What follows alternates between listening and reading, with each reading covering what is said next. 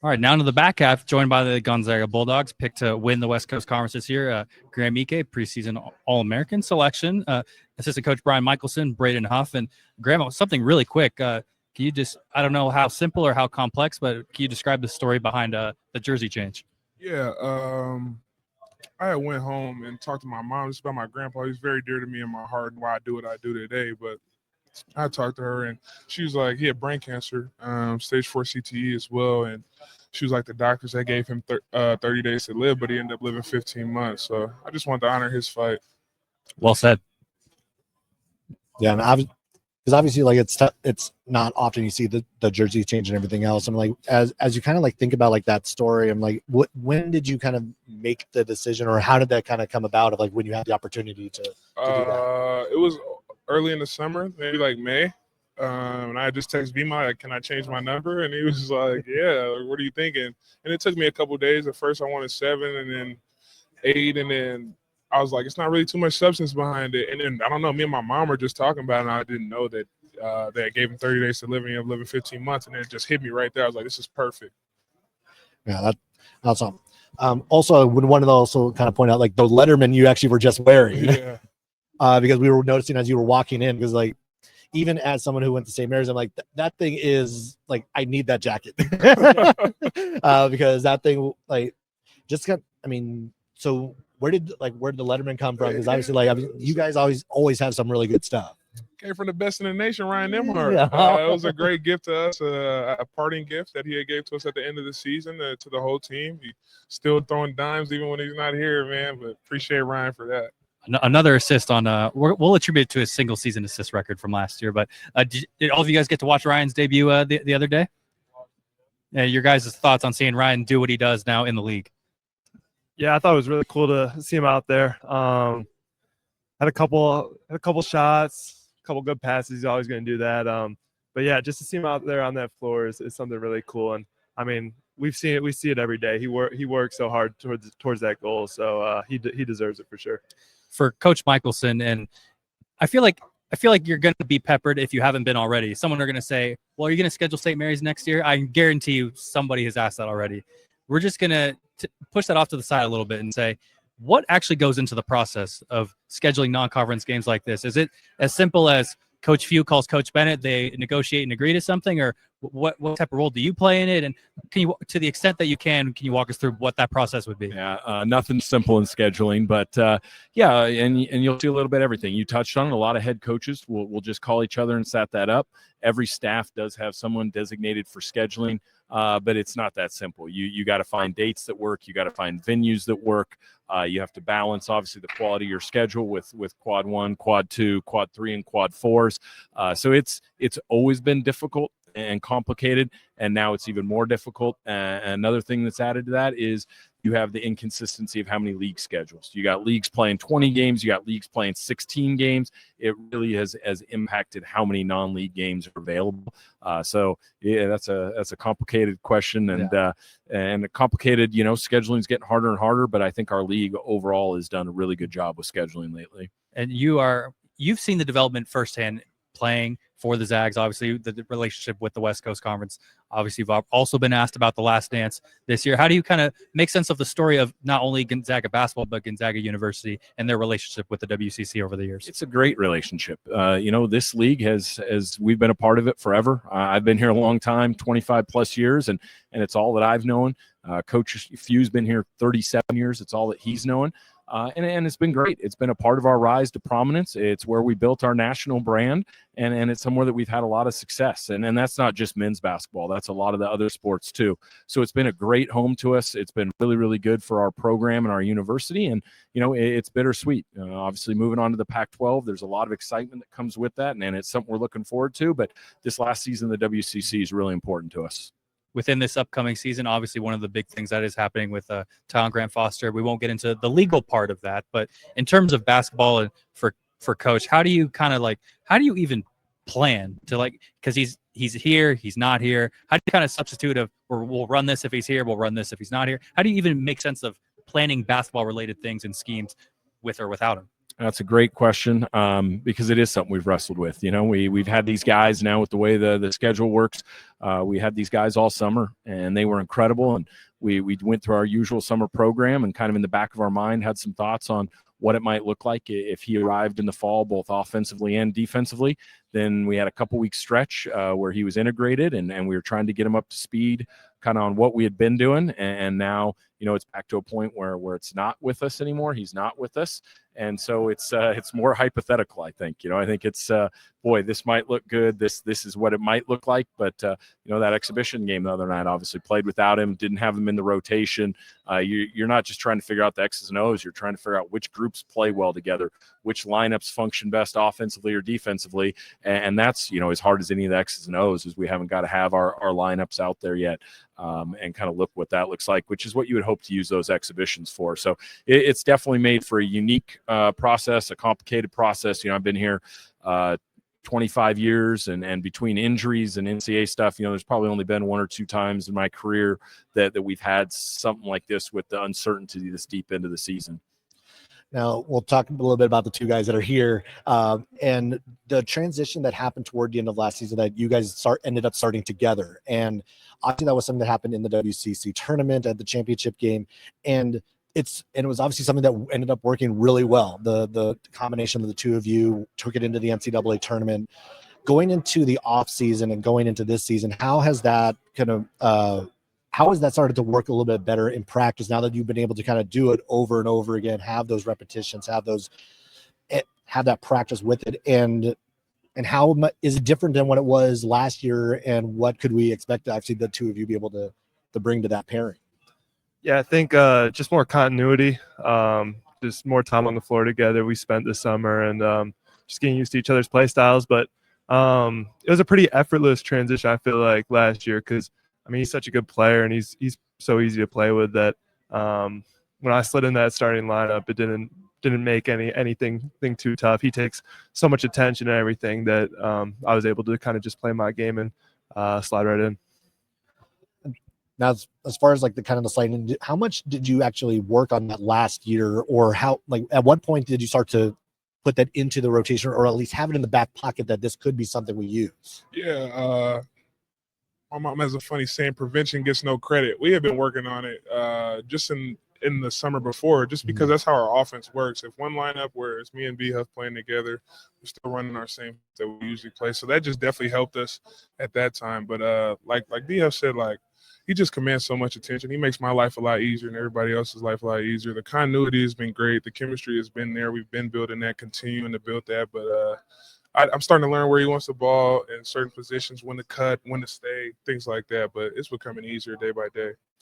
Now, you got a lot of new guys in the rotation. Now, one of the big changes is going to be, obviously, Ryan's gone, and so Braden Smith stepping into that role. He was with you all of last year, so you got to run practices with him and everything else. How has that transition kind of been, going from Ryan to Braden in the practices and in the exhibition so far? Yeah, I think it's been great. Braden Smith has been responding very well to the change of him stepping into this new role. He's a great leader.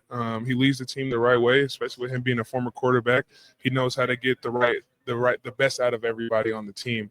So we definitely look to him as that. He's running the offense great.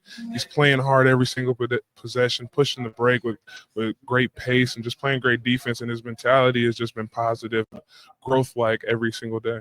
Does he still throw the football around, and like how accurate is he actually throwing that thing still? Oh man, super accurate. He was teaching us how to throw it the right way over the summer. But we like to have a little fun in the weight room every once in a while, and just throw the ball around. Have a little fun, keep it light, sweet.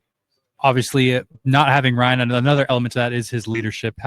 Have you guys kind of both in tandem grown as leaders? Because it's not linear for everybody. It's not everyone is as vocal as a freshman as they are a senior. How have you guys learned to develop and kind of own your voice as leaders? Yeah, continuing to, like you said, be vocal on both ends of the floor, or also bringing the team together for team events outside of basketball, and making sure that we're just continuing to build the chemistry on and off the court. But I think the biggest focus for me as a leader is just making sure the guys are together and just being around each other and enjoying each other's time.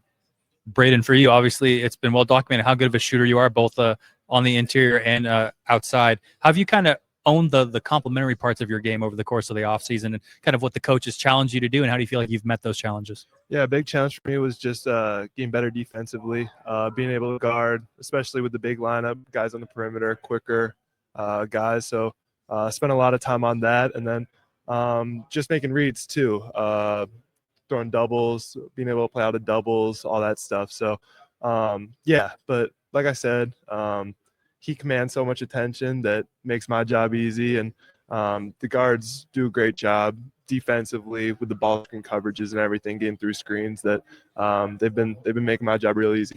When it comes to improving on that end of the floor, it's people will like lean on others, whether it be on your team, some of the alums that maybe come back to campus. Who have you kind of leaned on, whether it be coaches or anybody else that have helped you kind of framework how you wanted to grow on defense? Yeah, I mean, we've worked a lot with B Mike this summer. It might not be too much fun, but he's got us guarding a lot of ball screens and just guarding switches and all that stuff. So we put a lot of time in, and I'm always asking Graham or just guys if I have any questions of what do you do here, what's like, what do you see, whatnot. So just always asking questions and kind of learning from these guys. For Coach, obviously there's a long lineage of post players. Obviously Karnowski, Sabonis. We've seen lots of different. Timmy Holmgren obviously just got his ring and such. How are these guys kind of making their own identity within that kind of historical database that is Gonzaga post players? Yeah, I think that's something that these guys take a lot of pride in. They know the lineage. They're great guys that understand what those guys before them have meant. And we've been blessed to have an elite run bigs for a long time. I mean, going on 2+ decades now. And these guys take that responsibility very seriously. And part of that is the way that they approach it. Part of that's their leadership. And part of that is just what they've done with their games. And I think they've done a really nice job being willing to listen and see what guys in the past have done that's been successful and add little elements of that to their game. But, as a duo, these two are elite. They play really well together. They flow within our offense how we want. And that makes it really comfortable for our staff. And then they've put in the time. These guys are both elite workers. And, this being Graham's last year, his first 2 years here were really special. And he's put himself on par with any of those names that you mentioned in terms of the great bigs to be at Gonzaga. And I'm excited for him this year to continue to expand that and to be able to kind of put himself as a legacy member of what we've had here, with this being his third year. And B Huff's a great story of a guy that appreciated the guys before him. What people I think forget was here with Drew for a year and kind of took that as a mentor, Drew, and then Graham coming in and has learned under those guys and has developed himself into, one of the best, well-rounded and one of the better offensive bigs we've had. And, he's got a couple more years to cement that legacy, but these two are going to be right there on that list of the guys you named. And you mentioned the flow of the offense along, obviously, with B. Smith coming in for Ryan Nemhard. There's obviously more guard positions that have to get filled out. No Nolan Hickman, no Caleb Battle. Who are some of the other guys that we're going to get to know over the course of the season that you've noticed that are going to, have some of that anticipated and existing Zag guard firepower? Yeah, a lot of turnover, which I think is common for college basketball right now. Obviously great that we got the two bigs back and kind of anchored things, but we do have a unique situation. Obviously, Emmanuel Innocenti played good minutes for us last year. He's back. He'll be a huge piece of what we do on both ends. And then a little bit of a unique situation in that, Venters has been with us for 2 years, unfortunately injured, but he's been around the program.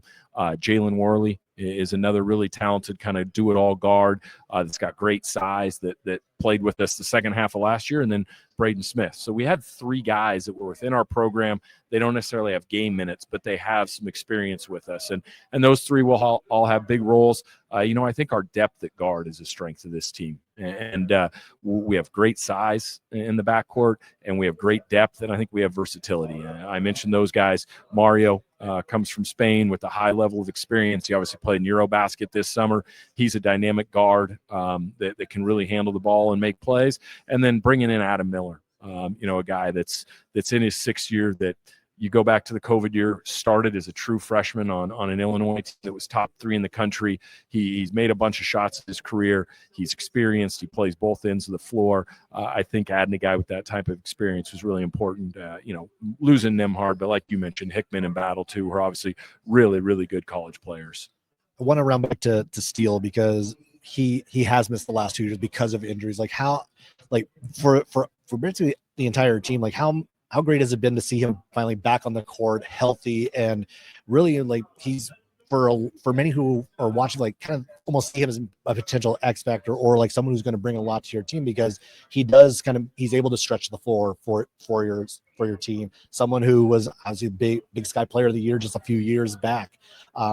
Him bringing back in the rotation, him being healthy and being able to contribute, how much has that meant for the guys to see him kind of persevere through all of that? I'll let the guys speak kind of as peers, as a staff. It's been really cool to see, to watch Steele these last 2 years with two really, really significant injuries. I mean, probably the two biggest injuries you can have as a basketball player with an Achilles and ACL. To see his dedication and his resilience every day and working without being guaranteed that there was going to be a successful result was really cool, and something that, as a coach, you want the guys to see and to carry on in their lives past basketball.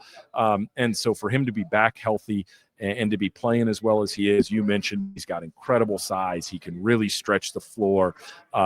He's an experienced player. So for our staff, it's huge to have him both mentally and kind of emotionally, but also skill-wise. He's going to be really important to what we do. He fits well with our roster, especially with these two. And then to see how much these guys supported him the last 2 years in his comeback, but even, in our craziness in the kennel, our open practice when Steele won the 3-point competition, kind of his first time out in public in 2 years, to see these guys support and how much joy they had to see Steele out there was really cool. So from a staff standpoint, it's an awesome story. We're really happy to have him, and, we're expecting huge things from him. Yeah, Steele, that's someone I look up to just because he's so persistent. I mean, to have the ACL and then not play a game and then the Achilles and turn around and he's back to and looking great. So his perseverance is unreal. And Graham said earlier in a different interview, like, you never know when he's having a bad day. Like, he's always coming in with a positive attitude, a smile on his face, and I think that's the coolest thing. So just excited for him and ready for him to have a big year. Two non-basketball related questions to close us out here, and for anybody who would like to answer or has the best answer to this. So who's getting the aux and what are they playing? Ooh, that's a great question. I think, and I've been telling him lately too, man. B-Huff has to take the aux. He has to take the aux, and he doesn't want to, but like his aux taste is just exquisite to where we need it. Braden? Graham's got way more broad taste in music than I do. Mine's like, it's like little, like it's not like he's just got a broad knowledge of music that I think would suit the team well. And there's like probably like 8 guys I would take over me on the aux. So he's just being nice on the interview, but he'd be good for the aux. We'll find out at your WCC tournament open or your practice, and we'll find out who's actually playing and what they got in. The last one is maybe we don't know how much you have the answer to this yet, but who's the class clown of the Gonzaga Bulldogs this year? Is Mila. He's definitely the class clown, and like in the best way possible. Like he's got great energy. He's always laughing, always smiling, and he's just a ton of fun to be around. Okay. One of the wild cards of the Gonzaga Bulldogs picked to win the West Coast Conference in their swan song. Braden Huff, Graham Ike, Ryan Michelson, thank you so much for joining us. We look forward to covering another great year from you guys, and we wish you best of health the whole way. Thank you.